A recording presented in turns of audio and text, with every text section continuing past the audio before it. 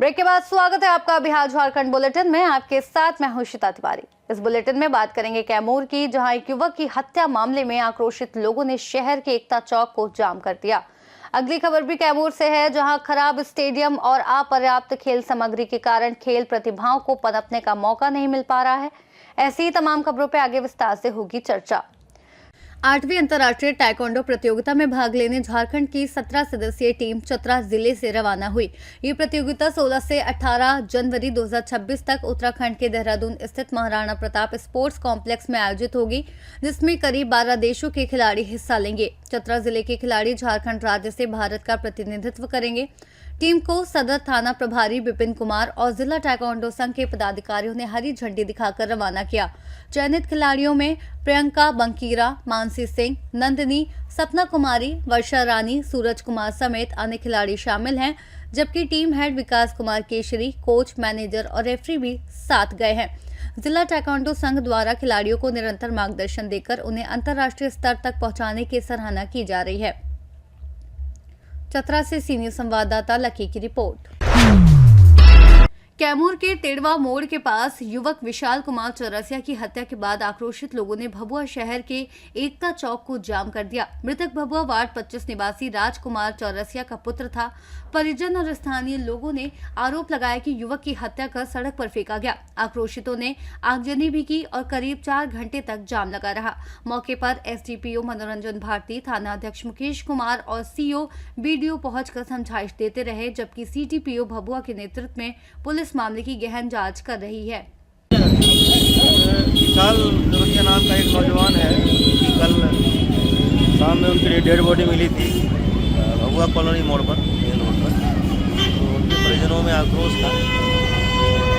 हम लोग ये प्रयास कर रहे हैं कि जो मामला है वो तह तक पहुँचे, सच्चाई के आपके सामने लाए और जो परिजन है उनको न्याय कैसे मिले। उनको हमारा जो अनुसंधान है अगर उनको हम चाहते हैं कि वो सेटिस्फाइड हो जाए कि हम उनके साथ हैं इस दुख की घड़ी में।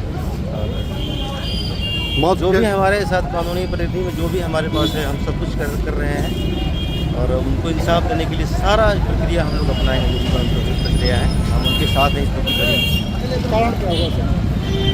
अभी जो आरंभिक अनुसंधान हम लोग कर रहे हैं, फैसल की टीम को भी हमने बुलाया है और हम लोगों ने भी रात में भी सुबह काम किया, सुबह में भी काम किया। तो हमारा अभी जो फिलहाल हम लोग चाह रहे हैं कि पोस्टमार्टम हो जाए, मृत्यु के कारणों को पता चला जाए और एफएसएल की टीम का रिपोर्ट भी हमें प्राप्त हो रहा है। फिर स्थानीय लोगों का हमने बयान भी लिया है और फिर जो मोबाइल फ़ोन्स हैं उनका भी जो भी यूज़ उसमें किया गया है, जो मृतक हैं या और लोग हैं उनका सीडीआर निकलवा रहे हैं। कुल मिला के हमारे पास सारा सिस्टम है, तो सच्चाई को हम लोग निकाल लेंगे। किसी भी स्थिति में हम लोग जो है इसमें मामले में तक पहुँच करके जो पीड़ित परिवार है उनको ये बता देंगे कि सच्चाई क्या थी और इसमें जो भी कोई अगर दोषी है तो हम लोग छोड़ेंगे नहीं। हर हालत में पीड़ित परिवार को हम लोग न्याय दिया कर रहे हैं उनके साथ में। हम लोग मामले में किसी को पकड़ा भी गया है? आदमी को हम लोगों ने डिटेन किया है पूछताछ करने के लिए। कैमूर से सीनियर संवाददाता राम प्रवेश तिवारी की रिपोर्ट। बिहार राज्य आपदा प्रबंधन प्राधिकरण के निर्देश पर कैमूर जिले में आज यानी 15 से 28 जनवरी 2026 तक भूकंप सुरक्षा पखवाड़ा की शुरुआत की गई, जिसका उद्घाटन जिला पदाधिकारी ने दीप प्रज्वलित कर किया। इस अभियान का उद्देश्य भूकंप के दौरान जीवन रक्षा के उपायों के प्रति आमजन को जागरूक करना है।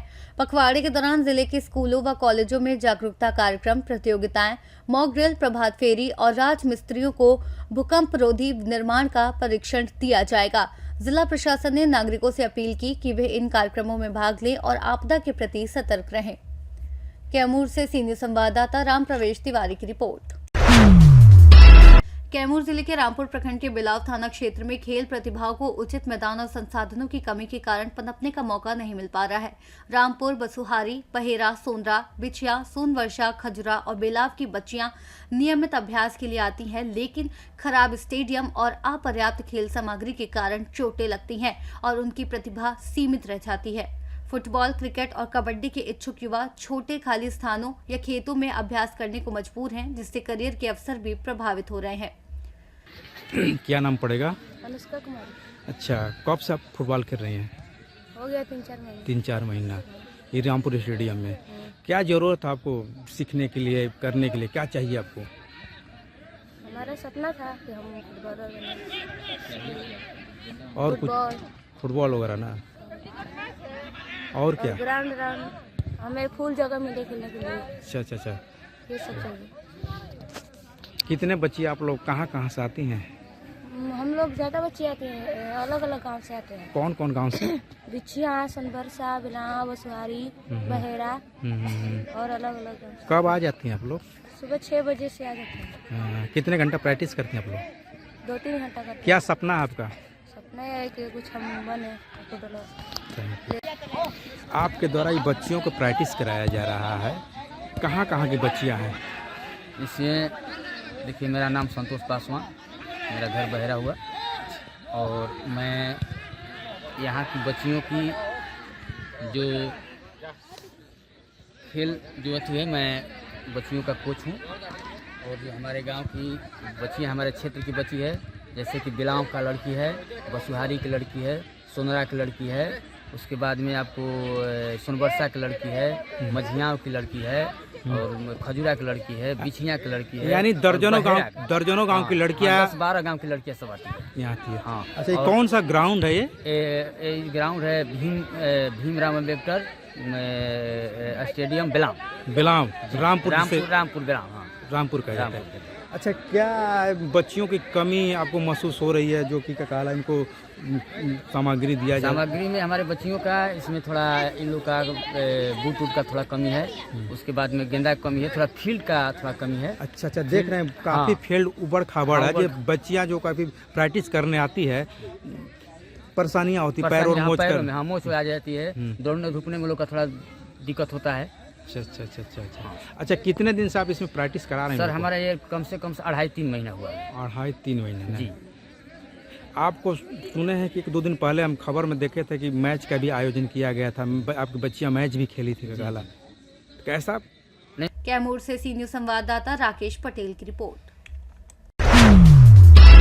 भाजपा ने खूंटी जिला कार्यालय में आयोजित प्रेस वार्ता में विकसित भारत जी रामजी अधिनियम और राज्य की कानून व्यवस्था पर चर्चा की। प्रदेश महामंत्री मनोज सिंह ने कहा कि 2047 तक विकसित भारत के लक्ष्य को पूरा करने के लिए मनरेगा में सुधार किए गए हैं, जिसमें मजदूरी की ऑनलाइन एंट्री, समय पर भुगतान, मुआवजा, 125 दिन का रोजगार और बेरोजगारी भत्ता शामिल है। उन्होंने राज्य में बढ़ती हत्याओं, डकैती, भ्रष्टाचार और बालू शराब घोटाले का आरोप लगाते हुए मुख्यमंत्री हेमंत सरकार को आदिवासी विरोधी और विफल बताया। प्रेस वार्ता में खूंटी जिला प्रभारी सत्यनारायण, जिला अध्यक्ष आनंद कुमार, पूर्व विधायक कोचे मुंडा और जिला महामंत्री निखिल कंडुलना उपस्थित रहे।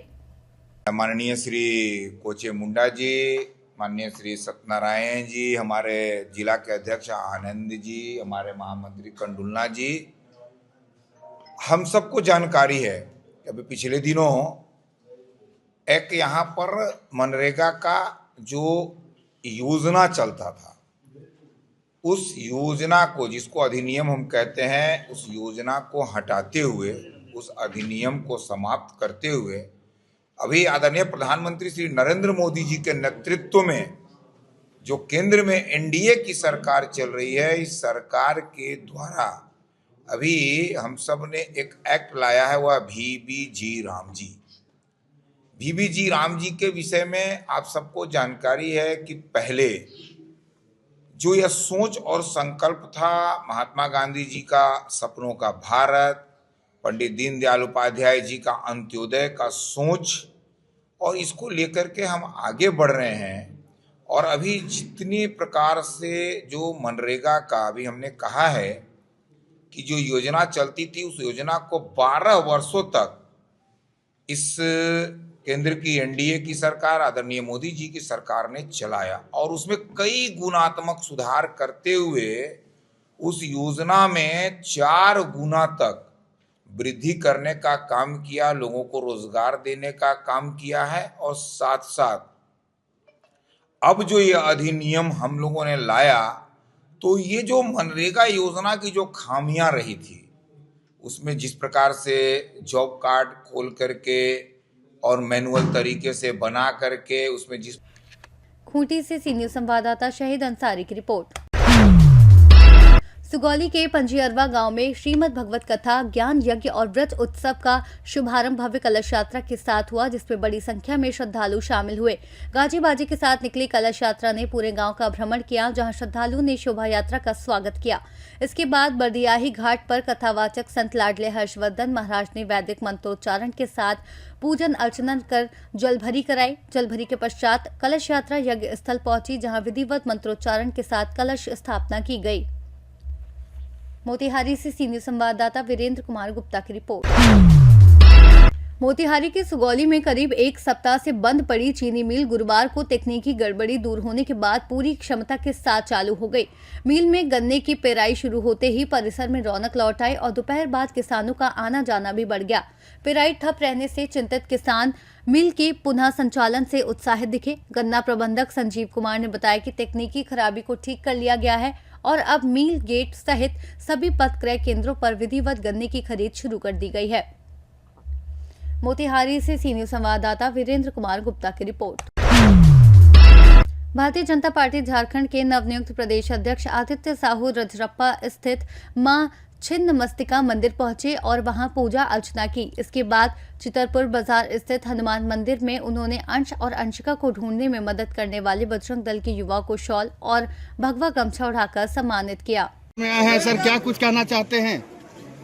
देखिए, हम लोगों के आस्था के प्रतीक हैं मां छिन्नमस्तिका, और जब कल कार्यकर्ताओं को प्रेम से और हमारे राष्ट्रीय नेतृत्व और प्रदेश नेतृत्व के द्वारा जब हजारों कार्यकर्ताओं के बीच में जब मुझ जैसे एक गांव में रहने वाला साधारण कार्यकर्ता को भारतीय जनता पार्टी झारखंड प्रदेश का अध्यक्ष के रूप में जब चयन किया गया, मैं सबसे पहले सोचा कि मां के दरबार में जाकर के माथा टेकना हूँ।